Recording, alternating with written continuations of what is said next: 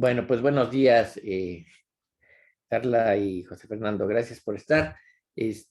Ustedes cumplen con las estadísticas de nuestros cursos porque son 5 en total y normalmente aprueban la mitad. Entonces ustedes están ahorita son el 40%.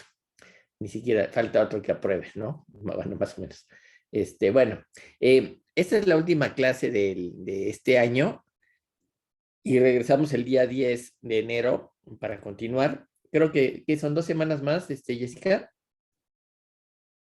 Sí, profe. Ok, 2 semanas más y después ya vienen los exámenes, pero como aquí no hacemos exámenes, con eso y con los programas terminamos, ¿no? Entonces, bueno, miren, voy a empezar a hablar de las supercomputadoras que entraron al quite, ¿no? En algún momento, bueno, pues empezaron a hacerse programas que empezaron a jugar bien. Estamos hablando de los años 90, que fue cuando empezó un desarrollo más acelerado. Y la razón es que en el año 81, por ahí, nació la PC.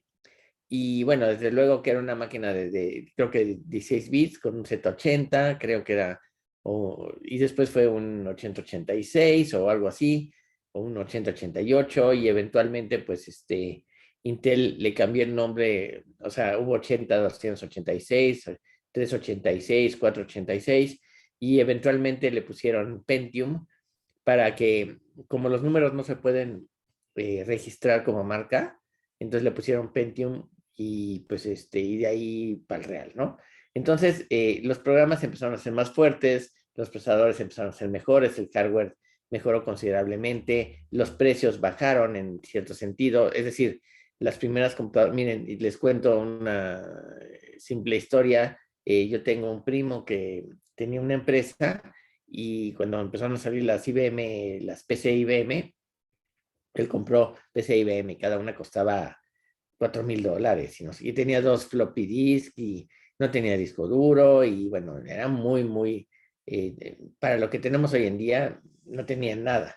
Y entonces todas eran IBM y entonces al paso de los años tuvo que comprar más máquinas y decidió ya comprar máquinas de otros fabricantes, ¿no? Y y él me decía, no, no, no, no, fue una salvajada comprar todas IBM, ¿no? Muy caras, pues muy, o sea, con lo que pagué ahí, ahora me compro unos equipos de cómputo estupendos. Y estábamos hablando donde apenas salían los discos duros de 40 megas, o sea, no había nada, ¿no? En fin, el caso es que en los años 90, de pronto a alguien se le ocurrió, bueno, ¿por qué no usar las supercomputadoras, que son como los mainframes más caros que podemos tener, los más poderosos, y eventualmente usarlos para poner un programa de ajedrez, ¿no? Y la idea de esto se le ocurrió a Robert Hyatt, quien desarrolló un programa que originalmente se había escrito cuando todavía no se había graduado como ingeniero. Su software, que se llamó Blitz, Blitz significa ajedrez rápido, ¿no? Blitz es como Blitz, es como muy rapidito, algo que pasa muy rápido, ¿no? Hizo su primer movimiento en el año 68 y fue evolucionando hasta que Cray Research, una de las empresas de supercómputo, decidió apoyar la idea de Hyatt y patrocinó Cray Blitz. La UNAM tuvo una supercomputadora Cray, que fue la primera computadora que compró, que costó $8 millones en su momento. Y hoy en día, Cray no existe, lo compró Silicon Graphics, me parece, y hacen también supercómputo, pero han cambiado un poco la arquitectura, ¿no? La máquina Cray era la máquina más rápida de toda América Latina, básicamente, ¿no? Y la tenía la UNAM, ¿no? Eh, que Cray Research haya decidido patrocinar la idea de Robert Hyatt, pues habla del interés que había, por un lado, por el ajedrez por computadora, y por otro lado, que se viera que el poder de las máquinas, ¿no? La verdad es que tuvo un poco de suerte en que lo patrocinaran, porque bien le pudieron haber dicho que no y tan, ¿no? Bueno, esto fue en los años 80. El programa de Hyatt jugó entonces varios torneos desde 1980 a 1994 y los ganó a la mayoría de ellos. Los importantes es que ganó en 2 ocasiones de manera consecutiva el Campeonato Mundial de Computadoras. Bueno, la supercomputadora Cray fue desarrollada por un ingeniero de CDC, de Control Data Corporation, CDC, que se llamaba Seymour, o se llama Seymour Cray, quien logró conseguir inversionistas de Wall Street para su proyecto. Miren, algo que es interesante es, en Estados Unidos, si uno tiene un proyecto, por ejemplo, de tecnología o de software o de hardware o lo que sea, bueno, hay lugares donde puedes ir con inversionistas que están dispuestos a apoyar los proyectos tecnológicos, por ejemplo, ¿no? O proyectos sociales, ¿no? O sea, hay de todo, ¿no? Entonces tú tienes una empresa, pero no tienes el capital. Entonces vas con esta gente y les tratas de endulzar el oído con las maravillas que estás haciendo y ellos te dicen, bueno, pues sí, te vamos a apoyar y te pueden dar millones de dólares, ¿no? Y entonces tú te dan los millones de dólares y tú tienes que sacar ganancia de eso. Es decir, tienes que hacer una empresa que reciba ganancias y los inversionistas hacen juntas contigo para ver cómo vas. Si no cumples con los beneficios esperados, te corren, aunque tú seas el presidente de la empresa, aunque tú la hayas creado. Eso le pasó a Steve Jobs. Steve Jobs inventa Apple, ¿no? Con Steve Wozniak, y en algún momento pues recibe, no patrocinio, ¿no? Recibe dinero de los inversionistas, no es un patrocinio, es una inversión. Y en algún momento pues no, Apple no está dando los resultados esperados y los inversionistas corren a Steve Jobs de su puesto, ¿eh? O sea, eso no pasa en México, ¿no? Por ejemplo, es inconcebible siquiera pensar que Slim en algún momento lo van a correr, ¿no? Slim es el presidente y el dueño de Telmex y no lo va a correr nadie, ¿no? Entonces, eso es, el modelo gringo es un poco así y es interesante, ¿no? Porque pues uno no tiene el capital, pero consigue inversionistas, pero promete ganancias, ¿no? Y si no cumple con las ganancias esperadas, pues lo dan de baja, ¿no?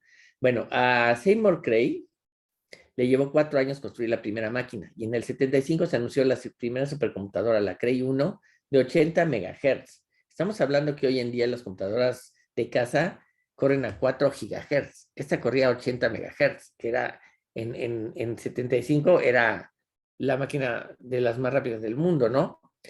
El primer cliente regular de la empresa fue el Centro Nacional para la Investigación Atmosférica, quienes pagaron 8 millones de dólares por la tercera Cray 1 que se construyó. Desde luego, otra cosa que se nos olvida, o quizás no sabemos, es que las supercomputadoras, no vas a la tienda y pides 2 supercomputadoras. No, vas con esta gente, se hace un contrato, se paga la computadora en módicas cuotas y ellos te prometen que para la fecha X te mandan tu computadora y te la instalan, porque tampoco es de conectar a la pared y ya, ¿no? Entonces, son equipos muy grandes, a pesar de que la Cray era un equipo relativamente chico, pues hay que instalarlo y es todo un circo, ¿no? Bueno, eh, Cray también, bueno, el Centro Nacional de Investigación Atmosférica pagó 8 millones de dólares por la tercera Cray y pagaron 1 millón de dólares extra por los discos de almacenamiento que Cray Research vendió. En total, la empresa vendió unas 80 supercomputadoras y fue uno de los negocios más rentables del cómputo moderno. O sea, 80 computadoras por 8 millones de dólares más o menos, póngale 10 entre discos duros y demás, estamos hablando de 800 millones de dólares, ¿no? Bueno, el programa Cray Blitz, que es de lo que estamos hablando nosotros, fue apoyado por Dave Darling y Derek Robb. El software se escribe en Fortran y de acuerdo al autor Robert Hyatt, esta era la única alternativa para el sistema en el 68. Blitz se quiso pasar a una cosa que se llamaba PL1, que es Programming Language 1, muchas veces, pero el autor del programa notaba que la portabilidad sería un problema. Las cosas tomaron su rumbo cuando llegó la Cray, que naturalmente se programaba en Fortran, por lo que a partir de ahí Hyatt decidió no cambiar de lenguaje nunca más. Es decir, el programa Cray Blitz se escribió en Fortran, ¿no? Y siempre funcionó en Fortran. Hoy en día hay una cosa que se llama Crafty, que está basado en Cray Blitz, porque Cray Blitz es código abierto, y y está escrito probablemente en C, ¿no? No, o sea, sí lo habrán portado, ¿no? Robert Hyatt documentó su trabajo y publicó un importante número de veces artículos relacionados al respecto, ¿no? Bueno, ya hay un montón de citas que tengo aquí, ¿no? Y podemos, se los voy a mandar con el documento que siempre mando después de la clase, ¿no? Más tarde se añadiría el trabajo experto de Harry Nelson, especialista en el lenguaje ensamblador en la supercomputadora Cray. Es decir, el lenguaje ensamblador pues es el que básicamente ya está más cerca del código de máquina y que permite que las operaciones se puedan hacer más eficientes, ¿no? Hoy en día casi nadie usa ensamblador porque, digo, los seres mortales no usamos ensamblador porque obviamente el lenguaje C o muchos de los compiladores ya casi generan código de máquina muy, muy eficiente. Pero aún así, hay gente que trabaja en las partes críticas muchas veces en código de máquina, ¿no? En ensamblador. Esta máquina corría el software de Hyatt en dos procesadores de la máquina Cray XMP y después se portó a una máquina que se llamó Cray YMP y finalmente a la máquina C916, C9, no, C916 que contenía 16 procesadores. Cray Blitz usaba un algoritmo de búsqueda en paralelo, el cual eventualmente se cambió por algo que se llamó Dynamic Tree Splitting, el cual fue desarrollado de hecho por el propio Robert Hyatt. Fíjense, eso también es interesante, ¿no? Estos tipos, sí, hacían un programa de ajedrez y de pronto se les ocurrió una idea para mejorar las búsquedas, por ejemplo, ¿no? Y entonces desarrollaron sus propias técnicas, ¿no? Ahora, lo que sí es interesante es que Robert Hyatt siempre documentó todo y todo es accesible, ¿no? Bueno, hay quizás tenemos que enterarnos más o menos qué tan rápida era una Cray, o sea, en los años 90, ¿no? Por ahí. Frederick Friedel, que es uno de los dueños del sitio chessbase.com, se preguntó sobre la velocidad de la supercomputadora Cray para entender en perspectiva la rapidez de esas máquinas contra el contexto actual. Por ejemplo, el gran maestro John Noon le compró a su hijo una tarjeta gráfica de un rango intermedio, es decir, no era la más poderosa del mercado, y comentó que la Cray 1 podía hacer unos 130 megaflops por segundo. Un megaflop es 1 millón de operaciones de punto flotante por segundo, ¿ok? La Cray 1 podía hacer unos 130 millones de operaciones de punto flotante por segundo, lo cual no está mal. La tarjeta NVIDIA del hijo de Noon, Michael, puede hacer 2.258 gigaflops, ¿sí? Ni siquiera megaflops, gigaflops, 1000 veces más, ¿no? Esto es 17,000 veces más rápida que la Cray 1. Sin embargo, el doctor Nun concede que las arquitecturas entre la tarjeta NVIDIA, que usa un sistema escalar como la mayoría de las computadoras, es muy diferente al sistema vectorial que la Cray tenía, ¿no? La verdad es que la cifra de 17,000 veces más rápida que la Cray 1 es impresionante, porque es una tarjeta gráfica que contiene cientos de procesadores gráficos. Puede costar más o menos unos $300 contra los 8 millones que costaba, ¿no? Desde luego así es la tecnología, ¿no? O sea, ustedes no les tocó vivir probablemente cuando empezaron a salir los relojes digitales, ¿no? Miren, por ejemplo, eh, Rolex sacó un reloj digital que lo único que hacía es que tenía un display de LEDs, ¿sí? Muy, muy chiquito, y creo que costaba $1,000. Un primo que tengo, que pues bueno, siempre su familia tuvo mucho dinero, tuvo ese reloj, ¿no? Y pues nadie, o sea, apretabas el botón y sabía la hora, no era lo único que hacía, ni daba la fecha, ¿no? Pero lo hacía, creo que era Rolex el que lo hacía, y creo que le habían puesto Rey Midas a ese, creo, puedo estar equivocado. Pero bueno, era un reloj así que pues era Rolex, ¿no? Pero era el primer reloj digital, casi, casi. Hoy en día, ese reloj digital lo pueden comprar en un mercado por 20 pesos. O sea, bueno, no ese, ¿no? Pero un reloj con esa tecnología, por 20 pesos lo compran, ¿no? Así que las cosas cambian igual, por ejemplo, nada más para ponerlos en contexto.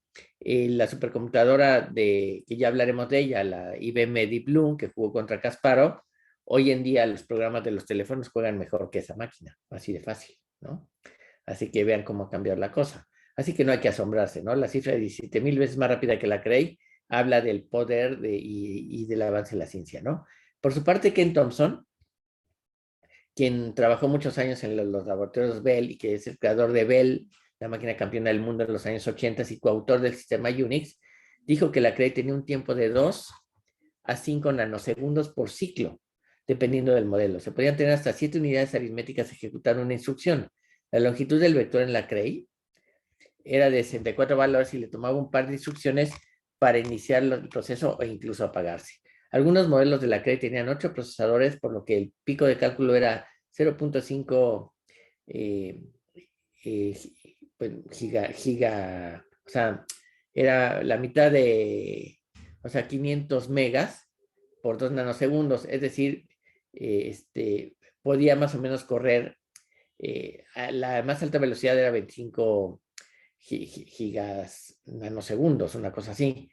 Pero, dice Thompson, no todo puede ser vectorizado. Cuando se puede, se usan un par de unidades y de hecho la mayoría de las instrucciones corren simplemente a la velocidad del reloj del procesador, aunque otras instrucciones toman múltiplos de la unidad. Sin embargo, la Cray tenía un enorme ancho de banda en lo que corresponde al almacenamiento y la entrada y salida eran asombrosas, decía Ken Thompson. Es decir, la máquina no era quizás la más rápida del mundo en algún sentido, pero por otro lado, tenía una serie de capacidades de entrada y salida que la hacían muy, muy rápida, ¿no? Bueno, pues Cray Blitz en algún momento jugó contra David Levy un match a 4 partidas en el 84. Acuérdense que David Levy fue el que inventó esta apuesta contra los científicos de cómputo, diciéndoles que a que no hacían un programa de ajedrez que le ganara, ¿no? Y le dio un margen de 10 años para hacerlo. Y David Levy ganó todas las apuestas iniciales, ¿no? 4 o 5, y pues ganó una buena cantidad de dinero. Jugaban encuentros a 6 partidas y la máquina tenía que ganarle 3,5 a medio. Si terminaban 3-3, David Levy ganaba el match, ¿no? O sea, ganaba la apuesta. Y David Levy jugó en el 84 contra Cray Blitz y no voy a poner aquí la partida, aquí la tengo, pero David Levy le ganó en el 84 una partida a Cray Blitz, ¿no? Lo que no sé es si este match lo perdió, probablemente lo perdió Cray Blitz en su momento, ¿no? Porque David Levy todavía estaba más o menos en forma y jugaba seguido, ¿no? Pero bueno, ese fue un primer avance importante y déjenme decirles que Cray Blitz sí fue aunque hubiera estado escrito en Fortran, bueno, pues las ideas en cómputo ahí están, independientemente del lenguaje en el que se escriban. Y Robert Hyatt, dejen que les pongo, les comparto mi pantalla. Este señor que van a ver acá, este señor con cara de nerd, es, es Robert Hyatt, que pues es un científico muy respetado en cómputo. Y aquí está la portada de la revista Chess Life, cuando le ganó a la máquina de Ken Thompson, Bell. Aquí está Ken Thompson, este de acá que ven acá. Este es Ken Thompson. Este señor aquí medio calvo. Ya está mayor, debe tener más de 75 años, por ahí o más, ¿eh?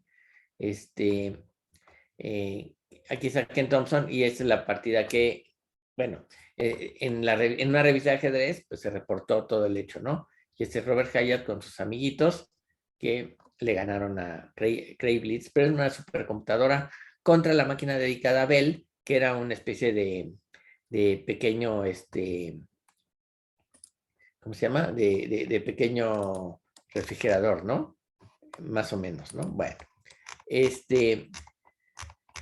es con lo que respecta a la Cray, pero obviamente hubo otros enfoques, ¿no? Y uno de ellos fue el que mencionamos el lunes y fue el de Donninger, Christian Krillit Donninger, que es el autor de NIMSO, un programa para computadora casera, ¿no? Y que tuvo mucho éxito. Y el doctor Donninger no estaba conforme con el punch que tenía su programa y fue cuando se metió a tratar de hacer un lenguaje de descripción y demás. Pero eventualmente se embarcó en un proyecto más importante, el cual le llamaron Hydra, ¿no?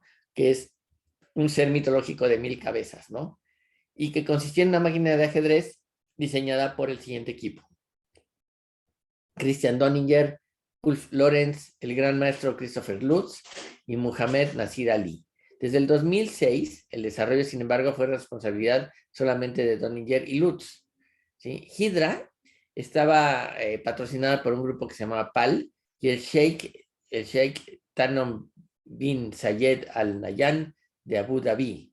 O sea, uno de esos jerarcas del Medio Oriente que tienen todo el dinero del mundo, patrocinaba, ¿no? La meta del proyecto Hydra era dominar el ajedrez por computadora y finalmente mostrar su superioridad ante el ajedrez de los humanos. Hydra en su momento representó un incremento en la fuerza del ajedrez de los programas. El doctor Lorenz estimó que la fuerza del programa era de más de 3000 puntos Elo. Cabe decir que el campeón del mundo, Magnus Carlsen, tiene 2280 o 2270. Ni siquiera ha llegado a los 2900 puntos. Y aquí estábamos hablando que la fuerza del programa es de más de 3000 puntos Elo. Esto de acuerdo con los resultados contra el gran maestro británico Michael Adams y Shredder 8, que es un programa de computadora. Un programa ex campeón mundial del mundo de las microcomputadoras, ¿no? Entonces, con pruebas, jugando contra un gran maestro como Michael Adams, que durante muchos años dominó el ajedrez de Inglaterra, y jugando con Shredder 8, que también jugaba muy fuerte, se encontró que según el doctor Lorenz, el programa Ulf Lorenz, el programa tenía 3000 puntos, por encima que el campeón mundial actual, ¿no? Estamos hablando del 2002. Bueno, Hydra comenzó a competir en el 2002 y jugó su última partida en junio del 2006. Los patrocinadores decidieron terminar el proyecto en el 2009. Así que se acabó el patrocinio y pues se cerró el changarro, ¿no? Los planes de Hydra eran muy ambiciosos. Originalmente se pensaba tener 4 versiones: Ortus, Quimera, Seila y la versión final Hydra, que sería la más fuerte de todas. La versión original de Hydra comenzó a partir del programa Brutus, y los trabajos se orientaron a emular de alguna manera las técnicas de Deep Blue, usando una serie de tarjetas electrónicas con chips dedicados a ciertas áreas. Es decir, fíjense el trabajo serio que están haciendo. Estaban haciendo hardware dedicado, estaban haciendo una computadora específica para jugar al ajedrez, pero no solamente en software, sino usando hardware.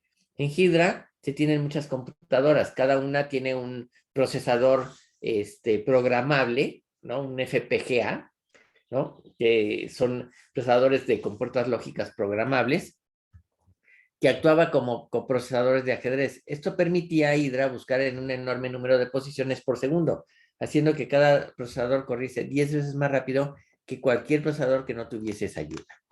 Hydra no era una máquina común, sino que corría en un Intel Xeon con 32 nodos, con un clúster de tarjetas FPGA, ¿no? Tenía 64 GB de memoria y evaluaba unos 150 millones de posiciones por segundo, que era más o menos lo mismo que podía valorar Deep Blue en el 97 en su match contra Kasparov.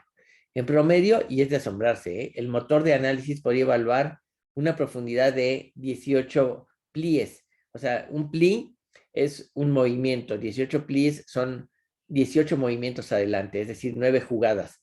O sea, 9 jugadas, movimientos del blanco y del negro, o sea, 18 movimientos abajo, ¿no? O sea, en el árbol que se creaba, ¿no?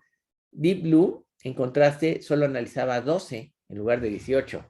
Hydra usaba la podalfabeta y las heurísticas del movimiento nulo, inventadas por Donninger, de hecho.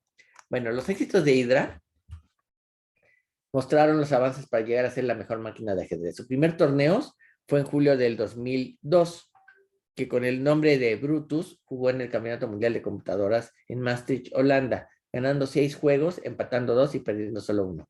Fue Deep Junior quien lo venciera, incluyendo un sacrificio de torre que llevaba una compensación de muy largo plazo que Brutus no pudo descifrar.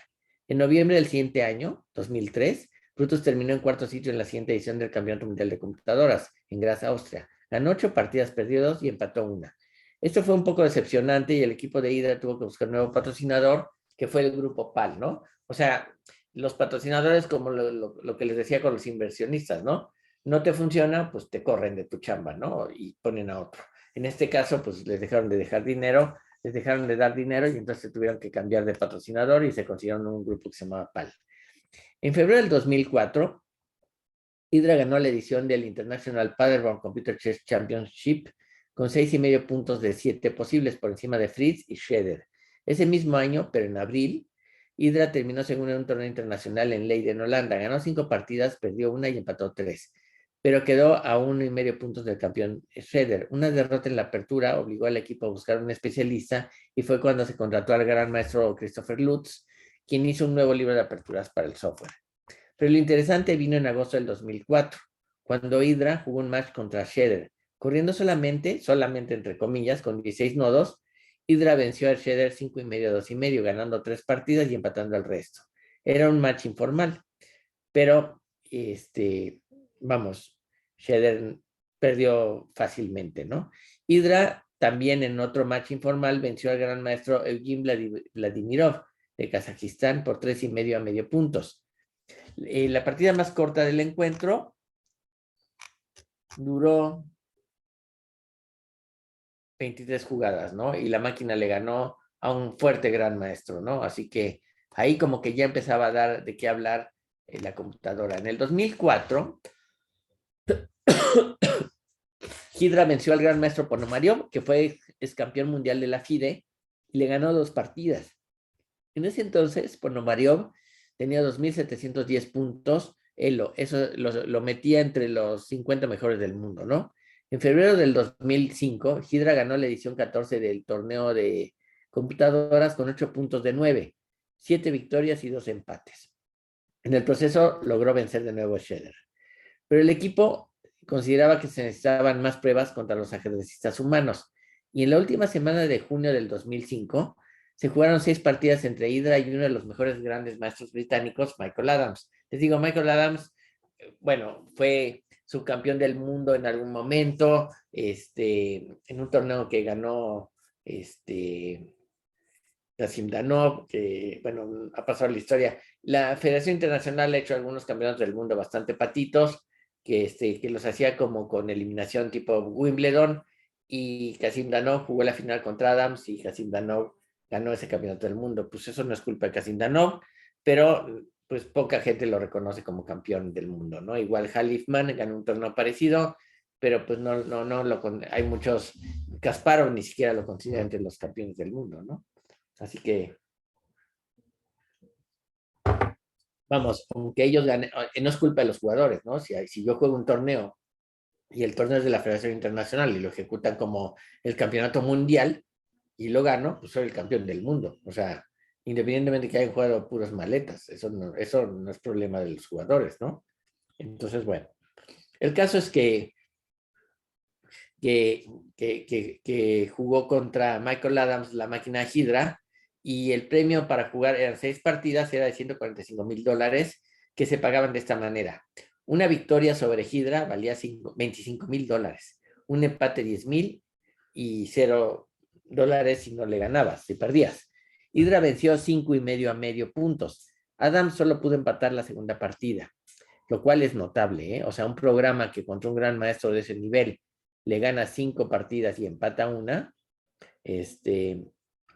pues sí, es muy interesante. Cabe decir que la versión de Hydra que jugó con el gran maestro británico usaba solamente 32 de los 34 nodos que tenía. Así que imagínense ya jugando con toda su capacidad, ¿no? Nigel Short, que fue su campeón del mundo, perdió un match contra Kasparov.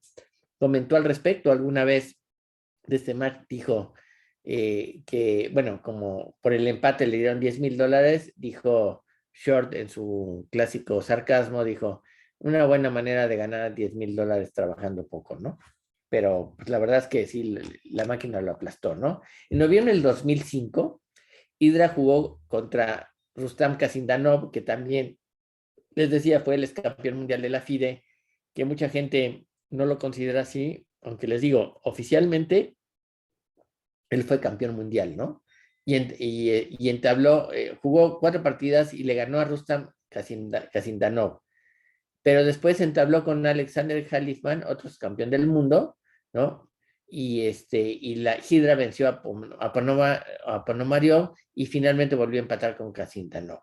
Así, contra los seres humanos, Hydra se mostró invencible en términos reales, ¿sí? Eso habla del enorme nivel que habían logrado, ¿no? Y eso que todavía no, vamos, ese es el supercómputo, ¿no? O sea, procesador, o sea, sistemas que tienen muchos procesadores en paralelo y hacen factible la posibilidad de usar el supercómputo para jugar al ajedrez, ¿no? Entonces, esos son dos esfuerzos interesantes. Es una pena que Hydra haya terminado el proyecto por falta de dinero, ¿no? Por falta de patrocinio, pero ahí quedó la experiencia, ¿no? Y bueno, han pasado más de 15 años de eso y bueno, ha llovido mucho en todos estos años y hoy en día, les digo, los teléfonos tienen programas como Stockfish, ¿no? Que ha sido portado a los teléfonos y que juega muy fuerte, ¿no? Pero bueno, antes de terminar entonces esta clase, voy a empezar a meter el tema de Deep Blue, que es la máquina de IBM, porque es un parteaguas en el ajedrez por computadora. Deep Thought es el antecesor de la famosa máquina de ajedrez de IBM, Deep Blue. Todo inició como un proyecto en la Universidad Carnegie Mellon, cuando un estudiante graduado, Feng Jinsu Su, comenzó a trabajar en su proyecto de tesis, una máquina que juega al ajedrez a la que llamó Chip Test. Un estudiante y colega de Su, Murray Campbell, trabajó también en el proyecto y en 1989 ambos fueron contratados por IBM Research. Fue Peter Brown, quien trabajaba en IBM, que había estudiado en Carnegie Mellon cuando se desarrollaba y se probaba DISO, vio la oportunidad de que el proyecto tuviese un apoyo sin precedentes y convenció a IBM para que trabajase en ello. Los éxitos de Deep Thought se multiplicaban y grandes maestros de la talla de Larsen perdían frente a la máquina de Carnegie Mellon. Larsen fue uno de los mejores jugadores de Occidente, quizás el segundo del mundo en algún momento. El primero era Fischer, Bobby Fischer, y Larsen, el danés, era el segundo sin duda, ¿no? Y bueno, y Larsen jugó un par de partidas contra la máquina de Carnegie Mellon y perdió una partida y empató la otra, ¿no? Después Larsen declararía que decía pues que era como una especie de circo y que no lo tomó muy en serio y que no entendió muy bien la idea. Entonces, pero bueno, la máquina le ganó al Larsen, ¿no? Que ya es un decir, es importante. Sue y Campbell no dejaron pasar la oportunidad y se unieron a IBM en el verano de 1989. Anna Tarman lo siguió al final del año después de defender su tesis de doctorado. Entonces, Campbell dice, que fue uno de los promotores del programa, ¿no? Cuando miro la historia desde una perspectiva corporativa, si fuera IBM, parece uno de esos tipos de fuentes de excelencia. Es una especie de proyecto puntual y estaba muy bien definido, pero es inusual y si se piensa IBM es una empresa bastante seria y conservadora. Siempre me ha intrigado saber si vieron el potencial de relaciones públicas o si tenían un interés genuino de investigación, lo cual sospecho que es el caso. No tienen a desperdiciar su dinero, pero estoy muy interesado en la comprensión de los negocios, el caso de negocios de patrocinar el proyecto Deep Blue, porque se prolongó durante algunos años y requirió bastantes recursos.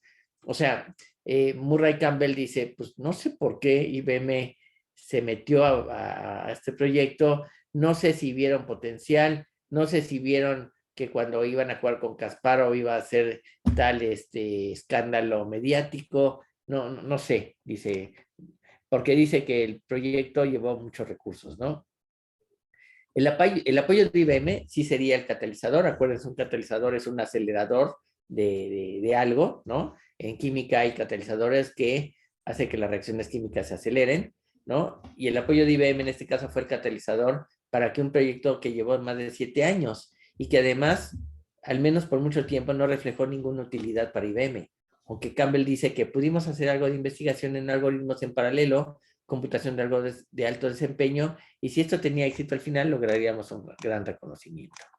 Deep Thought, que era la máquina antes de Deep Blue, jugó ya como proyecto en IBM contra Kasparov en 2 partidas de exhibición que ganó el mejor jugador de todos los tiempos. ¿Sí? Y creo que para convencer a Kasparov le dieron $10,000 por partida, ¿no? A esos niveles, Kasparov puede pedir lo que se le antoje, ¿no? Y si le dices que no, pues como decía Fischer, ¿no? Una vez le dijeron, te pondrías un letrero en tu saco de los hoteles Holiday Inn. Y Fisher dijo, sí, por $1,000,000, claro que sí. Y entonces, pues, obviamente, Holiday Inn lo mandó al diablo, ¿no? Y entonces Larsen comentó, dijo, pues es una manera de decir que no, ¿no? Si me lo pagas, me lo pongo, pero pues obviamente me vas a decir que no, ¿no? Bueno, eso fue apenas este match contra Kasparov. Se jugó apenas a los 2 meses que Sue y Campbell ya trabajaran en IBM. Su comenta al respecto. Lo que lo que no nos habíamos dado cuenta es que no podíamos ya tomar una visión de largo plazo. En Carnegie Mellon, DeepSo no era un proyecto oficial y la facultad no tenía altas expectativas al respecto. Antes de unirnos a IBM, teníamos nuestras propias metas con respecto al programa, pero no teníamos que mantener una presencia constante de la computadora en el mundo del ajedrez. En teoría, podíamos regresar a rediseñar por años sin tener que mostrar nada en el mundo del ajedrez. Pero ahora, en IBM, no podíamos darnos ese lujo. Nuestra llegada tenía un perfil muy alto. A los 2 meses de estar en IBM, ya aparecimos en las portadas del New York Times y el Wall Street Journal como resultado del match de exhibición contra Garry Kasparov. Ese perfil alto tenía un costo. Dar un desempeño a corto plazo era una preocupación importante para nosotros, porque podía estar en conflicto con el progreso del proyecto, ¿no? Así, el 2 de febrero del año 90, Ditzo jugó una partida de exhibición contra Anatoly Karpov, que fue campeón del mundo. Se esperaba que el ex campeón mundial venciese con cierta autoridad a la máquina, pero las cosas no fueron tal como esperaba. Jugando con blancas, ¿no? Aquí tengo la partida, llegaron a un final muy complicado que finalmente la máquina se equivocó y perdió, ¿no? Y bueno, era claro que Ditzo cometía algunos errores serios y el equipo de IBM lo reconocía. Sorpresivamente para Su, se contrató entonces a un administrador senior, un diseñador de hardware que le ayudaría a Su con su trabajo a desarrolladores de software, en este caso a Joan Hon, reemplazando a Thomas Anantamaran, quien se había ido a trabajar a Wall Street en el año 90. Incluso se contrató por un tiempo al gran maestro de ajedrez Maxim Dugli para que él trabajara en el software, ¿no? Bueno, aquí pongo la partida también que Ben Larsen perdió contra Deep Blue Nordic, que así se llamaba, en el 93, ¿no? Y Larsen dice al respecto de esta partida, Larsen comentó al respecto, no se debe jugar contra computadoras en torneos, pero sí en laboratorios y circos. Supongo que esto fue una mezcla de ambos, ¿no? Larsen perdió, no, aquí ganó esta partida contra la máquina, ¿no? Bueno, pero después perdió contra la máquina de IBM, ¿no? Bueno, el equipo de Deep Blue trabajaba sin descanso. Construía nuevos chips para hacer el procesamiento de las mejores jugadas decenas o miles de veces más rápido que su versión anterior. Murray Campbell trabajaba dando conocimiento de ajedrez al software, particularmente en lo que se refería a finales de partidas, que era una fuerte preocupación. Y Horn trabajaba en el paralelismo, buscando mucho más eficiencia y velocidad en los cálculos. En agosto del 93, hicieron una nueva prueba ahora contra Judith Polgar, la mejor jugadora del mundo, de todos los tiempos. Y jugaron 2 partidas de exhibición. Judith empató una partida y perdió la otra. Esto fue muy representativo del esfuerzo del equipo de Deep Blue, pues Polgar ya estaba en la elite del ajedrez, ¿no?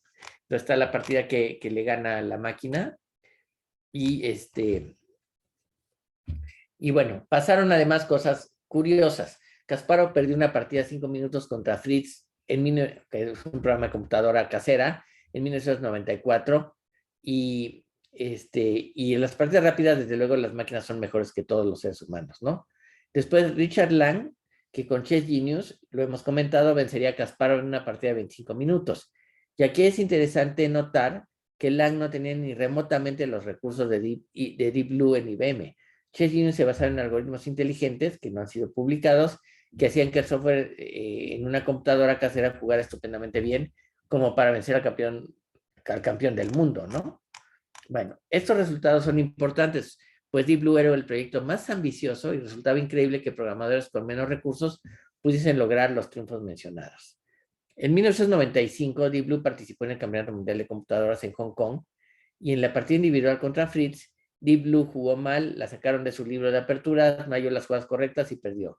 Fritz se coronaría campeón mundial en este torneo y dejaría dudas sobre el trabajo de IBM, pero no para la misma IBM, que decidió entrar en pláticas con Kasparov para retarle un encuentro a 6 partidas clásicas. Había $500,000 de premio, 400,000 para el ganador, ¿no?